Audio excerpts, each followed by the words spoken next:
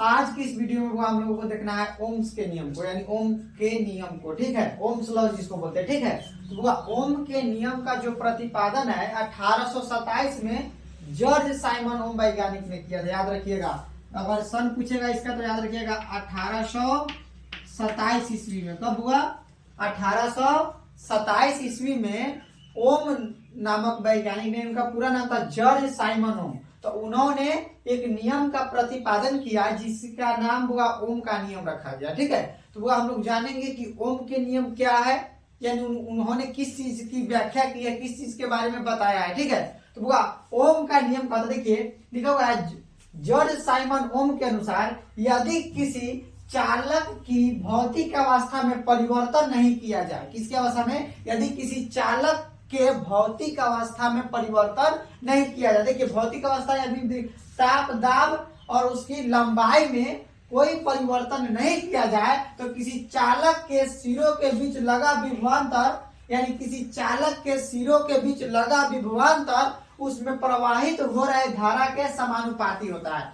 विभवांतर को भी से सूचित किया जाता है, किसी से भी से। याद रखिएगा, विभवांतर को भी से। तो उन्होंने कहा किसी चालक के दो सिरों के बीच का जो विभवांतर होता है वह उनके उसमें बहने वाली धारा आई के समानुपाती होता है। इस बात को कौन बताया? ओम ने बताया था। ठीक है, और इसी को ओम का नियम या ओम का सिद्धांत कहा जाता है। ठीक है, तो याद रखिएगा ओम के सिद्धांत का प्रतिपादन कब हुआ था? 1827 ईस्वी में हुआ था। याद रखेंगे 1827 ईस्वी में अंग्रेज वैज्ञानिक जॉर्ज साइमन ओम ने क्या किया था बुआ?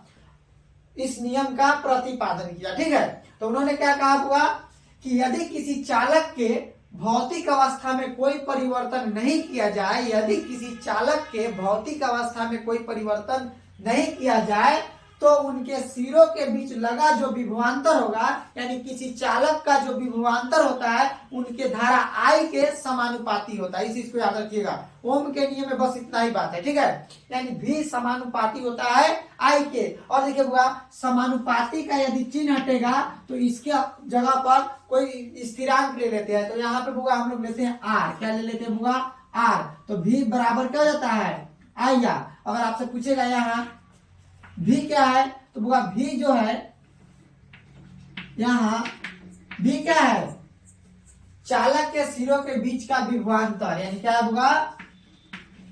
विभवांतर। याद रखिएगा, जहां भी क्या है? विभवांतर। आई क्या है? आई धारा है, याद रखिएगा। और आर पूछेगा तो आर क्या है? रियोस्टेट यानी प्रतिरोध है। क्या है बुआ? प्रतिरोध है। याद रखेंगे क्या होता है बुआ? प्रतिरोध है। ठीक है, तो ओम के नियम का बुआ यही है। ओम के नियम में यदि आपसे कहेगा तो क्या बताएंगे? बोलिए।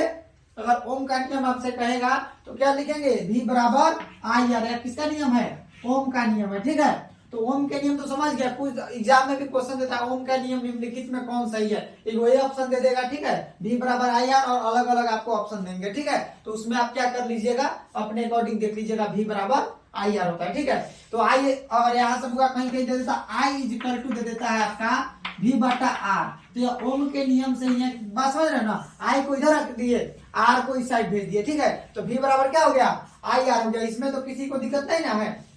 चलिए, इतना में यदि किसी को कोई दिक्कत है तो पूछ सकते हो आप लोग। ठीक है, अगर किसी को दिक्कत होगा तो कमेंट करके जरूर हमसे पूछिएगा, फिर आपको नेक्स्ट वीडियो में आपके डाउट को क्लियर कराएंगे जब चैप्टर इसका कराएंगे। ठीक है, तो याद रखिएगा कि ओम के नियम तो समझ गया। अब कहेगा ओम के नियम का सत्यापन। ठीक है, तो बुआ सत्यापन के लिए सबसे पहले क्या करेंगे कि बुआ एक इस तरह का डायग्राम बना लीजिएगा जो हमने यहाँ पे बनाए हुए हैं। ठीक है, और देखो एक मतलब कोई चालक तार है।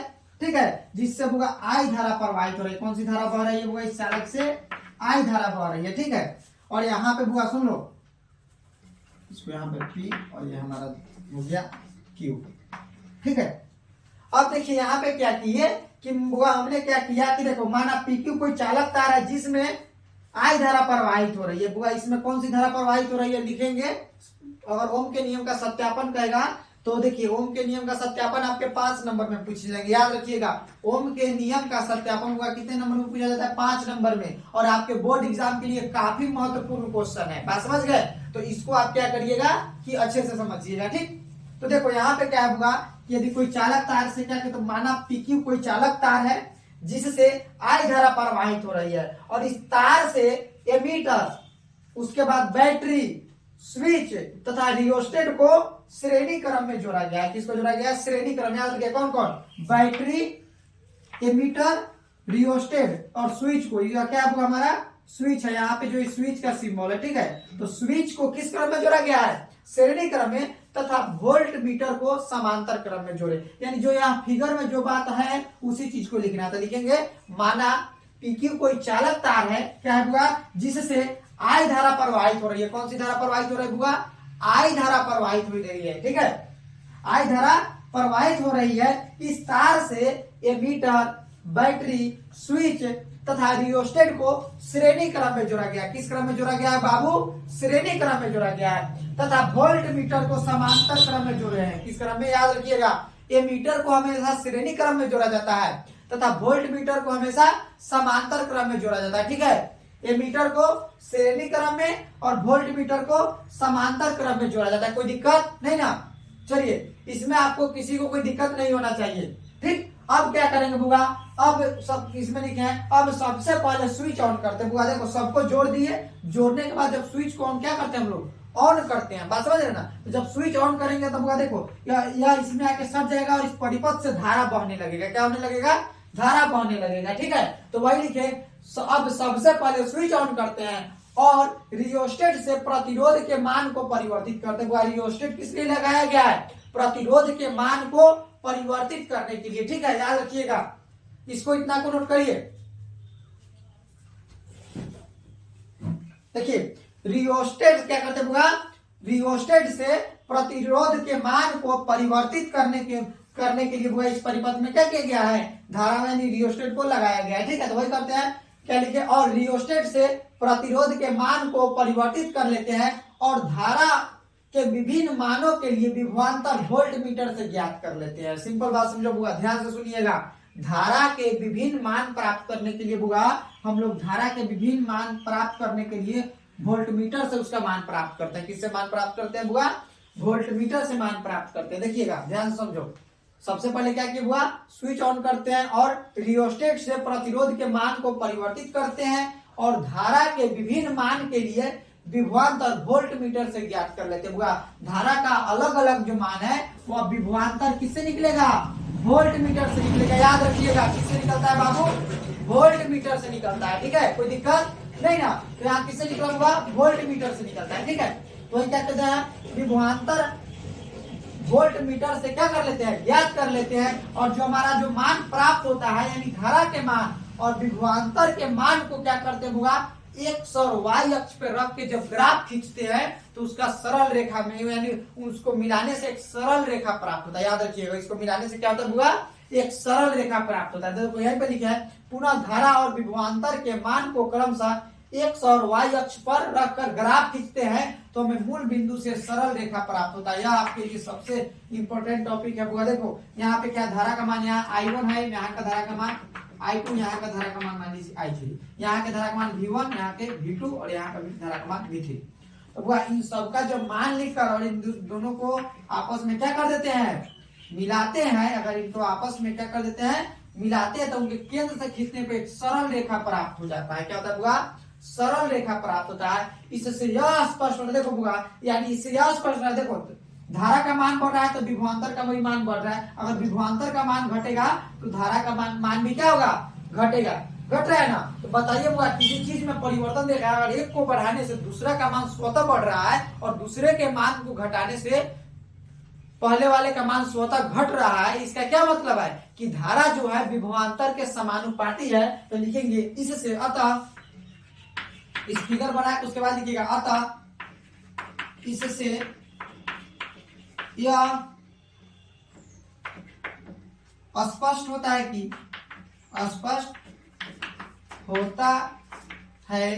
कि विभवांतर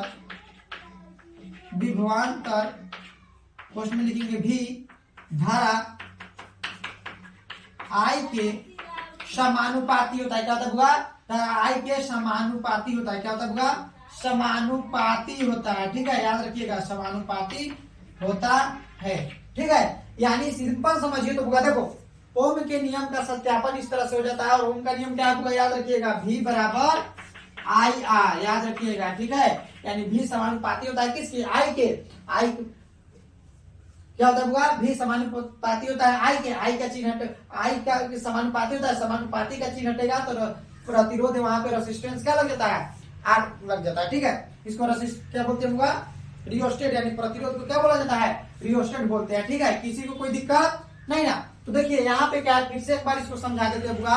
ओम के नियम का सत्यापन 1827 में जॉर्ज साइमन ओम के द्वारा हुआ था। इस नियम का प्रतिपादन किसने किया, जॉर्ज साइमन ओम ने। कब किया, 1827 ईस्वी में किया, ठीक है। और जॉर्ज साइमन ओम ने कहा कि किसी चालक का जो विभवांतर होता है, याद रखिएगा, किसी चालक का जो विभवांतर होता है यानी उसके धारा आई के समानुपाती होता है। यानी विभवांतर का मान होगा, याद रखेंगे, विभवांतर का मान बढ़ेगा तो धारा का मान भी क्या होगा, बढ़ेगा। अगर विभवांतर का मान घटेगा तो धारा का मान भी घटेगा। बात समझ में आया। तो इससे यह स्पष्ट होता है कि बुआ जो धारा आई होता है ना, विभवांतर की क्या होता है बुआ, समानुपाती होता है। किसी को कोई दिक्कत नहीं ना, इतना में तो दिक्कत नहीं है। उसके बाद बुआ इसका सत्यापन कहेगा तो एक फिगर को बनाइएगा और लिखिएगा, माना PQ कोई चालक तार है जिससे क्या हो रहा है, आई धारा प्रवाहित हो रही है। और इसमें एमीटर, बैटरी, स्विच तथा रियोस्टेट को किसमें जोड़े, श्रेणी क्रम में जोड़ा जाता है तथा वोल्ट मीटर को समांतर क्रम में जोड़ते हैं। कोई दिक्कत नहीं ना। उसके बाद क्या करते हैं, आप सब स्विच ऑन करते हैं तो धारा के विभिन्न मानों के लिए क्या करते हैं, क्या लिखे हुआ यहाँ पे देखो, तो धारा के विभिन्न मानों को परिवर्तित करते हैं। और रियोस्टेट क्या करते हैं, धारा के विभिन्न मानों को परिवर्तित करते हैं। और धारा के विभिन्न मान के लिए, किसके लिए हुआ, धारा के विभिन्न मान के लिए विभवांतर वोल्ट मीटर से ज्ञात कर लेते हैं। यानी धारा का अलग अलग मान प्राप्त हो उसके लिए विभवांतर हम किससे ज्ञात करते हैं, वोल्ट मीटर से ज्ञात करते हैं। और इन दोनों का जो धारा का और विभवांतर का जो मान आता है, जो वैल्यू आता है, उसको एक्स और वाई अक्ष पर रखकर क्या लिखेंगे, पुनः धारा और विभवांतर के मान को क्रमशः एक्स और किस पर हुआ, एक्स और वाई अक्ष पर रख, याद रखिएगा, एक्स एक्सिस और वाई एक्सिस, ठीक है। तो एक्स अक्ष और वाई अक्ष पर रख कर क्या करते हैं, उनका यदि हम ग्राफ खींचते हैं तो ग्राफ खींचते हैं और हम देखते हैं उनके मूल बिंदु से उस पॉइंट को मिलाने पर एक सरल रेखा प्राप्त होता है। तो उसके बाद लिखिएगा, अतः इससे यह स्पष्ट होता है कि जो धारा होता है विभवांतर के समानुपाती होता है। किसके समानुपाती होता है बुआ, विभवांतर के समानुपाती होता है, जिससे ओम के नियम का क्या हो जाता है, सत्यापन हो जाता है। तो उम्मीद है बुआ कि आप लोगों को यह वीडियो आपको अच्छे से समझ में आया होगा। यह टॉपिक आपको एकदम आपके लिए आसान है, कोई ज्यादा इसमें नहीं है। जो आपको बताया गया है इस चीज को आप अपने कॉपी में नोट कर लीजिए। और मेरे चैनल पे नए हैं बाबू तो मेरे चैनल को सब्सक्राइब कर लो और अपने दोस्तों में भी शेयर करिए कि उनका भी पढ़ाई हो और साथ में आप लोग भी अपना पढ़ाई अच्छे से करिए। चलिए, आप लोगों का एग्जाम जो 2025 बोर्ड एग्जाम होने वाला है उसके लिए काफी महत्वपूर्ण क्वेश्चन है, तो आप इसको क्या करिए, नोट करिए। फिर आपसे मिलते हैं नेक्स्ट वीडियो में। जय हिंद।